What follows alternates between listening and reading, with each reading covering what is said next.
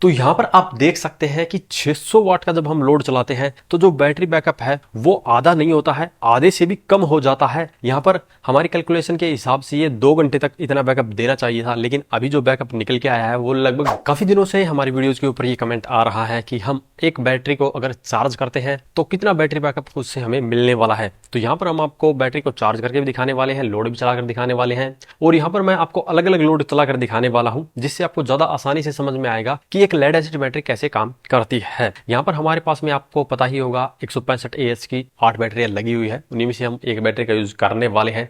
और मैं यहाँ पे आपको बता देता हूँ कि ये जो मेरी बैटरी है ये लगभग 3 साल पुरानी है, तो यहाँ पर इसी को हम टेस्ट करने वाले हैं। सबसे पहले मैं यहाँ पर आपको इसके ऊपर कम लोड चलाकर दिखाने वाला हूँ, लगभग 300 वोल्ट के अराउंड इसके ऊपर लोड चलाने वाले हैं, और फिर हम देखेंगे कि कितना बैकअप हमें इससे मिलता है या कितनी देर बैकअप मिलता है। उसके बाद में हम फिर से इसको चार्ज करेंगे, उसमें हम देखेंगे कि कितनी यूनिट से ये चार्ज हो रही है, और हम फिर से यहाँ पर इसके ऊपर दोबारा लोड चलाकर देखेंगे कि इसके ऊपर अगर हम दुगना लोड यानी कि 600 वाट के अराउंड अगर लोड चलाते हैं देन हमें कितना बैकअप मिलता है।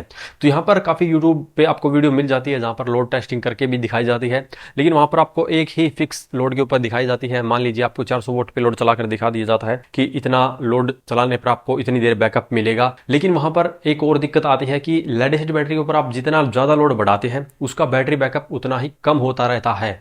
बैटरी बैकअप आप लोड बढ़ाने के कारण भी कम होता है, लेकिन एक लिमिट से ज्यादा लोड चलाने के कारण भी उसकी इफिशियंसी काफी डाउन हो जाती है, इसीलिए भी आपको जो बैटरी बैकअप है वो कम देखने को मिलता है, और ये चीज आप समझेंगे प्रैक्टिकल के थ्रू। तो चलिए वीडियो को शुरू करते हैं। तो यहाँ पे हम इस रूम हीटर को चलाकर देखने वाले हैं। इसके अंदर 2 रोड है 400 वोल्ट की, लेकिन ये पूरा 800 वोल्ट लोड नहीं लेता है, इससे कम ही लेता है, जो कि आगे आपको पता चल जाएगा। और यहाँ पर हम अब इसको टेस्ट करने वाले हैं हमारी बैटरी के ऊपर। तो चलिए इसे ऑन कर देते हैं। तो जो आप लोड देख सकते हैं वो डॉट शुरू हो जाता है, क्योंकि ये रूम हीटर है इसीलिए इसका जो लोड है वो काफ़ी हाई रहता है। आप देख सकते हैं हमने एक रोड ऑन की है और ये स्टार्ट हो चुकी है, तो सबसे ऊपर वाली रोड ये चल रही है और हीटिंग आनी शुरू हो चुकी है। लोड की बात करें तो यहाँ पर 350 वोल्ट के अराउंड फिलहाल लोड चल रहा है, जैसे कि आप देख पा रहे होंगे। यहाँ पे आप मीटर में रीडिंग भी देख सकते हैं, 528.42 रीडिंग आई हुई है, और ये हम समय समय पर रीडिंग नोट करते रहेंगे। और जो इन्वर्टर की आउटपुट है वो 220 वोल्ट के करीब है, जैसा कि आप यहाँ पे देख पा रहे हैं। ये टेस्ट हमने शुरू किया है लगभग 2 बजे के करीब, तो अभी तक हमारा लोड बिल्कुल अच्छे से चल रहा है, लेकिन जो वोल्टेज है वो 333 वोल्ट के करीब हो चुकी है, और जो वोल्टेज है आउटपुट की वो 213 वोल्ट हो चुकी है, और जो यहाँ पर रीडिंग है वो 529.07 आ चुकी है, और अभी तक हमारा लोड बिल्कुल नॉर्मली चल रहा है। अभी जो हमारा लोड है वो 310 वाट के करीब है, और जो वोल्टेज है वो 206 वोल्ट के करीब रह चुके हैं, और जो आप रीडिंग देख पा रहे होंगे 529.35 यहाँ पर रह चुकी है।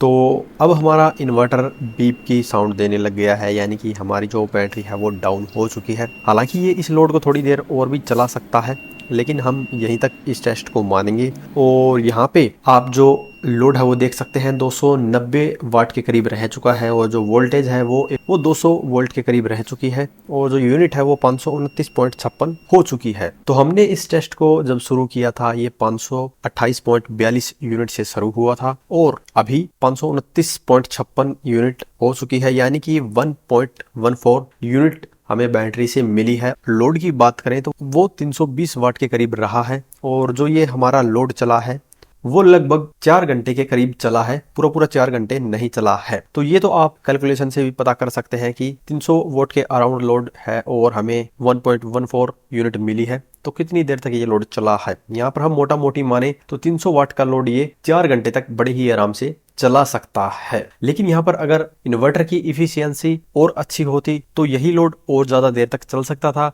अगर इफिशियंसी कम होती यानी कि पावर लॉस उसके अंदर ज्यादा होते तो ये बैकअप टाइम हमें और भी कम देखने को मिलता, फिर ये शायद 3 घंटे ही चल पाता। तो यहाँ पर आपने देखा कि एवरेज जो लोड था वो लगभग 300 वाट के अराउंड चला है और लगभग 4 घंटे के करीब ये चला है, जिससे हमें 1.14 यूनिट बिजली इससे मिली है।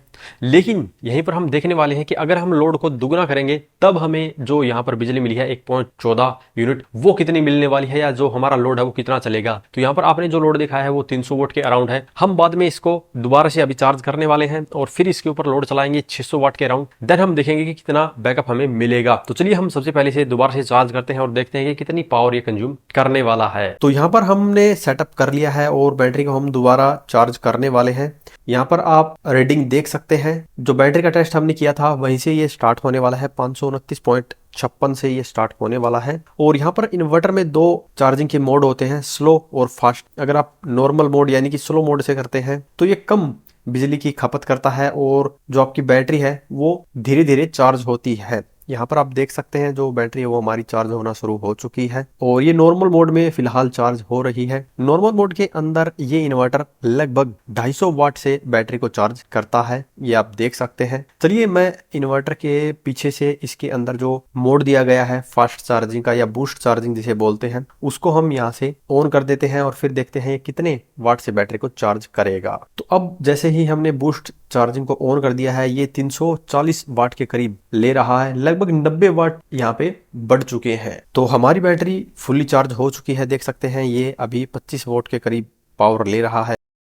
लेकिन यहाँ पे जो इंडिकेटर है वो आप देख सकते हैं ये ब्लिंक करना बंद हो चुका है, यानी कि हमारी बैटरी फुल्ली चार्ज हो चुकी है। तो यहाँ पे अब हम रीडिंग को देखते हैं। हमने इसे स्टार्ट किया था 529.56 पे और ये 532 यूनिट पे बंद हुआ है। तो इससे आप अंदाजा लगा सकते हैं कि ये 2.46 यूनिट की खपत कर चुका है। तो यहाँ पर आप देख सकते हैं कि हमें इसको चार्ज करते समय लगभग 2.46 यूनिट यानी कि लगभग 2.5 यूनिट बिजली की आवश्यकता पड़ती है। लेकिन जब हम इससे वापस लेते हैं तो 1.14 यूनिट तक हमें मिल जाती है। लेकिन ये 1.14 यूनिट तभी मिलती है जब 300 वोट का लोड चलता है। अगर हम इसके ऊपर 600 वोट का लोड चला देते हैं तब देखते हैं कि हमें कितना बैटरी बैकअप मिलने वाला है। तो यहाँ पर हमने 600 वाट के करीब लोड चला दिया है जैसा कि आप देख पा रहे हैं और मीटर में भी आप रीडिंग देख सकते हैं। इसके अंदर 532.03 यूनिट दिखा रहा है। जहां से हमने बैटरी चार्जिंग को ऑफ किया था वहीं से ये अब स्टार्ट हो चुका है और 600 वाट के करीब ये लोड चला रहा है। और यहाँ पे जो आउटपुट वोल्टेज है वो 204 वोल्ट के करीब हो चुकी है। तो यहाँ पर आप हमारा लोड देख सकते हैं 573 वोल्ट रह चुका है और जो वोल्टेज है वो भी ड्रॉप होके 196 वोल्ट पे आ चुकी है और जो रीडिंग है वो 532.35 हो चुकी है।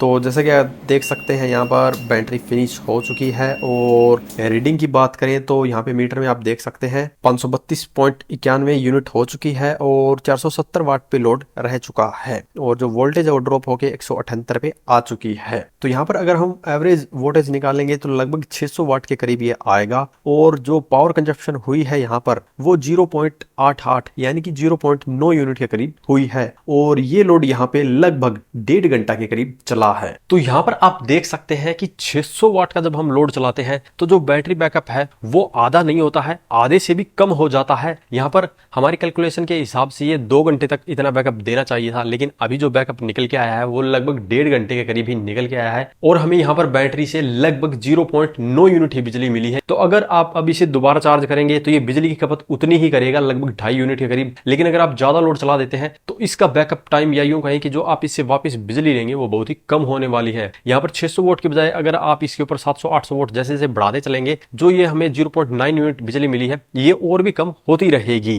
तो इसीलिए मैं हर वीडियो में यही बताता हूं कि जब आप लेड एसिड बैटरी का सेटअप लेते हैं तो वहां पर ज्यादा बैटरी लगाने की कोशिश करें, तभी आपकी वहां पर बिजली की बचत होती है। क्योंकि यहाँ पर अगर हम मोटा मोटी मान के चलें तो लगभग 50% बिजली का लॉस देखने को मिलता है। यानी कि यहाँ पर अगर हम 2 यूनिट से चार्ज कर रहे हैं तो वापस हमें 1 यूनिट के करीब ही मिलता है। यहाँ पर 50% बिजली का लॉस होता है और ये ग्रिड के साथ में हो रहा है। अगर हम इसे सोलर के साथ में चार्ज करते हैं तो कितनी यूनिट से ये इसे चार्ज कर देगा वो वीडियो हम नेक्स्ट लेके आने वाले हैं। उसके लिए हमारे चैनल को अभी सब्सक्राइब कर लीजिए और इसके बारे में अगर अभी भी आपका कोई सवाल या सुझाव हो तो वीडियो कमेंट बॉक्स में कमेंट करें। वीडियो पसंद आए तो लाइक करें, शेयर करें, साथ ही हमारे चैनल को सब्सक्राइब करें। सब्सक्राइब करने के साथ साथ बेल आइकन को जरूर दबाएं ताकि इसी प्रकार की वीडियो आपको समय समय पर मिलती रहे। धन्यवाद।